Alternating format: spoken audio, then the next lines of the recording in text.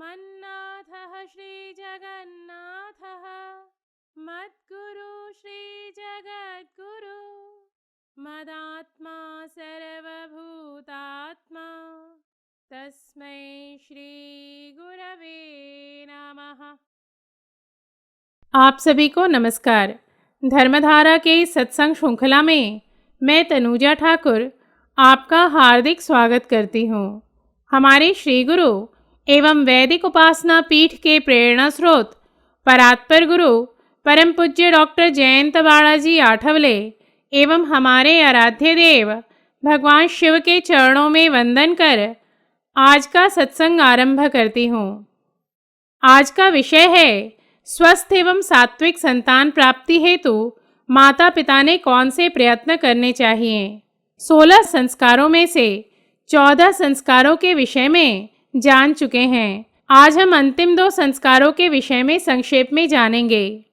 आपको हमने अभी तक इन संस्कार कर्मों के विषय में संक्षेप में क्यों बताए हैं यह बताती हूँ। ऐसा हमने इसलिए किया है क्योंकि यदि विस्तृत रूप से इन संस्कार कर्मों के विषय में बताने लगी तो यह सत्संग अनेक दिवसों तक चलेगा एवं इस मध्य आने वाले व्रत त्योहार जिज्ञासुओं एवं साधकों के महत्वपूर्ण प्रश्नों के समाधान करने में हम असमर्थ होंगे। अतः अभी आपको इन 16 संस्कारों के विषय में संक्षिप्त विवरण दे रहे हैं। पुनः आगामी सत्संगों में इन्हीं संस्कारों के अंतर्गत किए जाने वाले लोकाचार एवं धार्मिक विधियों के अध्यात्म शास्त्रीय आधार को विस्तार से एक एक कर बताएंगे। इसी मध्य यदि आप इससे संबंधित अधिक जानकारी प्राप्त करने हेतु इच्छुक हैं तो 16 संस्कार नामक धर्म ग्रंथ जो सनातन संस्था द्वारा प्रकाशित है वह पढ़ सकते हैं। साथ ही इस विषय के संदर्भ में गीता प्रेस के माध्यम से छपे हुए ग्रंथ भी अत्यंत उपयोगी हैं। आज हम 16 संस्कारों में से अंतिम 2 संस्कार कर्मों के विषय में जानेंगे और वे संस्कार कर्म हैं विवाह एवं अंत्येष्टि। ये दोनों ही विषय पुनः अत्यंत विस्तृत है और व्हाट्सएप धर्मधारा सत्संग की अपनी समय मर्यादा है। अतः हम आपको संक्षेप में हमारी श्रेष्ठ भारतीय संस्कृति के दर्शन से अवगत करा रहे हैं और आशा करते हैं कि आप सभी गृहस्थ इस संबंध में अभ्यास करना भी अवश्य आरंभ करेंगे, क्योंकि कोई भी गृहस्थ अपनी संतानों से दुख की आशा नहीं करते हैं और ना ही अपनी संतानों को दुख में देखना चाहते हैं, किंतु संतान से सुख प्राप्ति हेतु या आपके संतान स्वस्थ एवं सुखी रहे इस हेतु वर्तमान काल के माता पिता के प्रयत्न, विशेषकर धर्माचरण से संबंधित प्रयत्न निश्चित ही न्यून पड़ते हैं।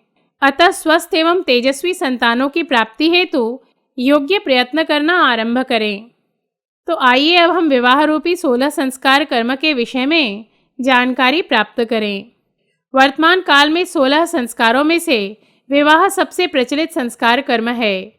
जिस प्रकार भगवान विष्णु समस्त जीवों का पोषण करते हैं एवं उसे धारण करते हैं, उसी प्रकार विवाह द्वारा वर कन्या वैवाहिक यज्ञ के माध्यम से परिणय सूत्र में बंधकर अपने कुटुंब के प्रत्येक व्यक्ति का योग्य रीति से पालन पोषण एवं संवर्धन करना स्वीकार करते हैं।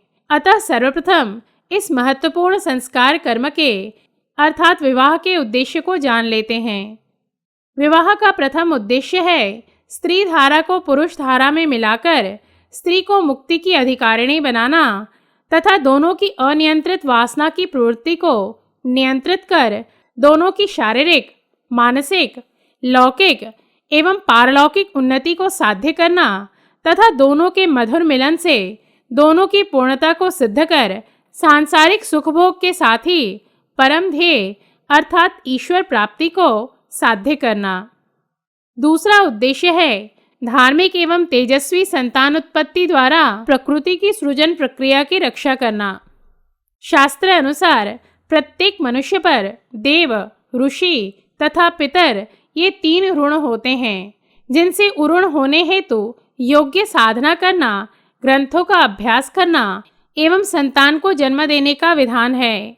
शास्त्रों में कहा गया है ऋणानि तृण्य पाकृत्य मनोमोक्षे निवेशेत, अर्थात मानव को 3 ऋणों को चुकाकर मोक्ष प्राप्ति की ओर अग्रसर होना चाहिए। यहाँ एक तथ्य स्पष्ट करें कि जो भी साधक पूर्ण रूप से गुरु या गुरु कार्य हेतु अपना जीवन समर्पित कर देते हैं, वे इन 3 ऋणों से मुक्त होते हैं। यह इसीलिए बता रही हूँ क्योंकि समाज में अनेक अर्धज्ञानी व्यक्ति पूर्णकालिक साधकों को इस तथ्य का संदर्भ देकर उन्हें दिशाभ्रमित करते हैं। अतः यहाँ यह स्पष्ट करना चाहूंगी कि यह विधान सामान्य जनमानस पर लागू होता है। खरे सन्यासी एवं समर्पित गुरुभक्त पर यह नियम लागू नहीं होता। भगवान श्री कृष्ण ने भी भगवत गीता में कहा है, सर्वधर्मान् परित्यज्य मामेकं शरणं व्रज अहम त्वं सर्व पापेभ्यो मोक्षयिष्यामि मा शुचः।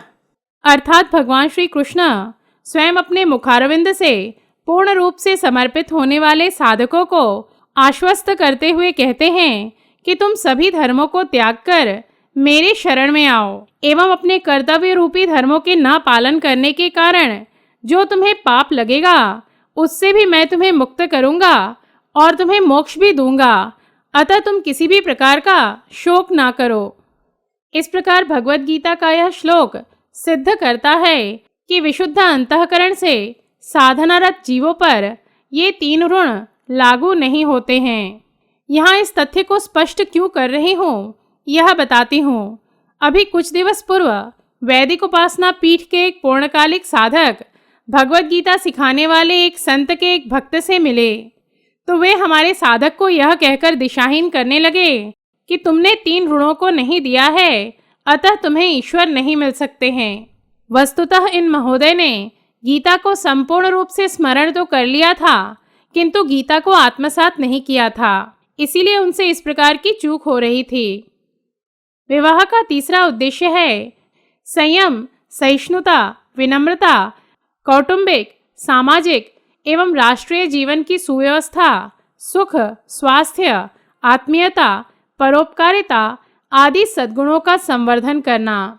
इस प्रकार वैदिक विवाह रूपी संस्था में धर्म, अर्थ, काम एवं मोक्ष ये चारों पुरुषार्थों को साध्य करने की व्यवस्था है। इस 16 संस्कार रूपी कर्म में भिन्न कृतियों का महत्व, इसके विषय में हम पुनः किसी सत्संग में आपको विस्तार से बताएंगे। मात्र यहाँ कुछ विशेष तथ्य आपको अवश्य बताना चाहेंगे कि वैदिक संस्कृति में विवाह एक संस्कार है, परंतु आज का विधान अर्थात कानून विवाह की भयानक व्याख्या करता है एवं उस अनुसार विवाह अर्थात शारीरिक संबंध को वैधानिक रूप देना। और तो और सर्वोच्च न्यायालय ने लिव इन रिलेशनशिप अर्थात बिना विवाह के स्त्री पुरुष का पति पत्नी समान रहने को वैध ठहराया है। 12वें वर्ष में ही बच्चों की आपसी सहमति से प्रणय की वैधानिक अनुमति देने वाले विधान बनाने हेतु महिला एवं बाल कल्याण मंत्रालय ने स्वीकृति दर्शाई है। दक्षिण भारत की अभिनेत्री खुशबू ने विवाह पूर्व तथा विवाह बाह्य लैंगिक संबंधों को सबके समक्ष स्वीकार किया, जिसे न्यायालय ने मान्यता दी है। इन सब लज्जास्पद तथ्यों से यह तो ज्ञात ही हो गया होगा कि आज की प्रशासनिक व्यवस्था एवं न्याय संस्था विवाह बाह्य संबंधों को प्रोत्साहित कर समाज को दिशाहीन कर रही है।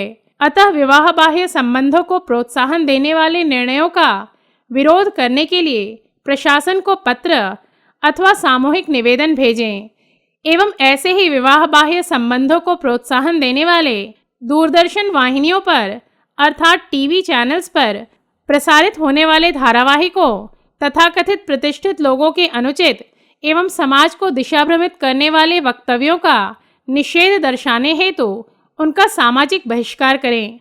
अन्यथा जिस प्रकार आज पश्चिमी देशों में उनकी युवा पीढ़ी विवाह रूपी संस्था से दूर जा रही है एवं वहां की संतान उत्पत्ति की दरें भी अत्यधिक न्यून होती जा रही हैं, क्योंकि वहां के युवा स्वयं को किसी भी सामाजिक बंधन में डालने हेतु इच्छुक नहीं हैं, जो वहां के समाज शास्त्रियों, धर्मगुरुओं एवं सरकार के लिए चिंता का विषय बनती जा रही है। उसी प्रकार की दुःस्थिति हम अपने देश की नहीं होने दे सकते हैं। और वैसे भी दुख की बात यह है कि ये समाजघातक विदेशी कुप्रवृत्तियां हमारे देश के महानगरों में स्पष्ट दिखाई देने लगे हैं। अतः समय रहते ही हमें सचेत होना होगा और अपनी प्राचीनतम एवं श्रेष्ठतम दैवी संस्कृति के रक्षण हेतु सभी हिंदुओं को मिलकर प्रयत्न करना होगा। अब हम अंत्येष्टि कर्म, इस अंतिम 16 संस्कार के विषय में जानेंगे। यह आपको पूर्व के सत्संग में ही बताया जा चुका है कि संस्कार कर्मों की संख्या एवं कर्मों में हमारे शास्त्रों में मतभेद है, किंतु अब अंत्येष्टि रूपी संस्कार भी 16 संस्कारों के रूप में मान्यता प्राप्त कर चुकी है। अतः इसके विषय में जानना अति आवश्यक है। वस्तुतः मानव जीवन को पूर्णता पर संपादित किया जाने वाला यह अंतिम संस्कार है। इसी निमित्त गृहस्थ संतान को जन्म देते हैं एवं इसका विधि विधान पूर्वक संपादन पुत्र के पुत्रत्व को सार्थक बनाता है।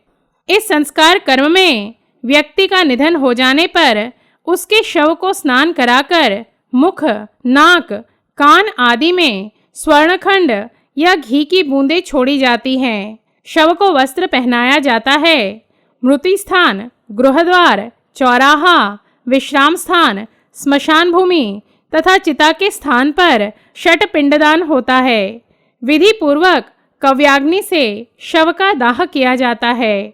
अस्थि संचय कर उनकी पूजा कर उन्हें पवित्र क्षेत्र की नदियों में प्रवाहित किया जाता है।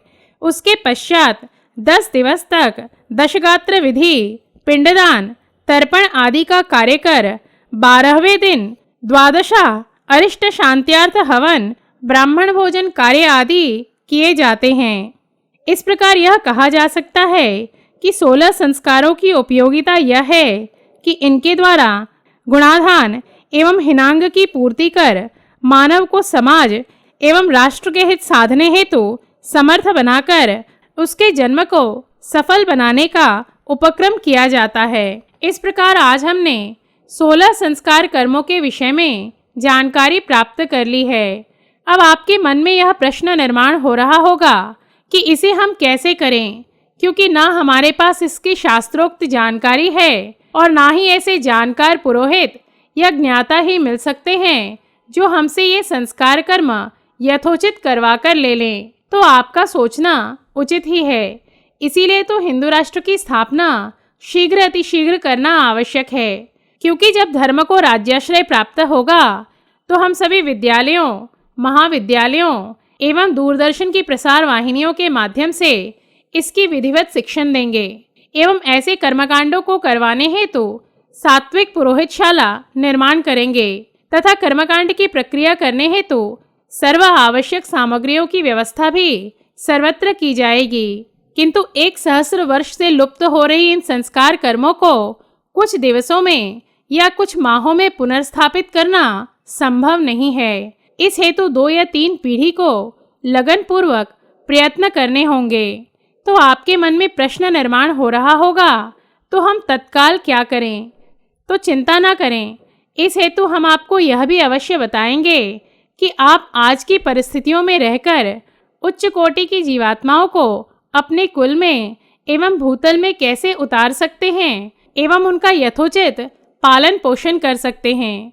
कल के सत्संग में हम आपको ऐसे ही कुछ सरल आध्यात्मिक उपाय बताएंगे। आज इन्हीं शब्दों के साथ हमारे श्री गुरु परम पूज्य डॉक्टर आठवले एवं भगवान शिव के चरणों में कृतज्ञता व्यक्त कर सत्संग समाप्त करती हूँ। धर्म और अध्यात्म से संबंधित धर्मधारा के सत्संग श्रृंखला में हम नए तथ्यों के साथ पुनः उपस्थित होंगे। तब तक के लिए नमस्कार। जय तो हिंदू राष्ट्रम।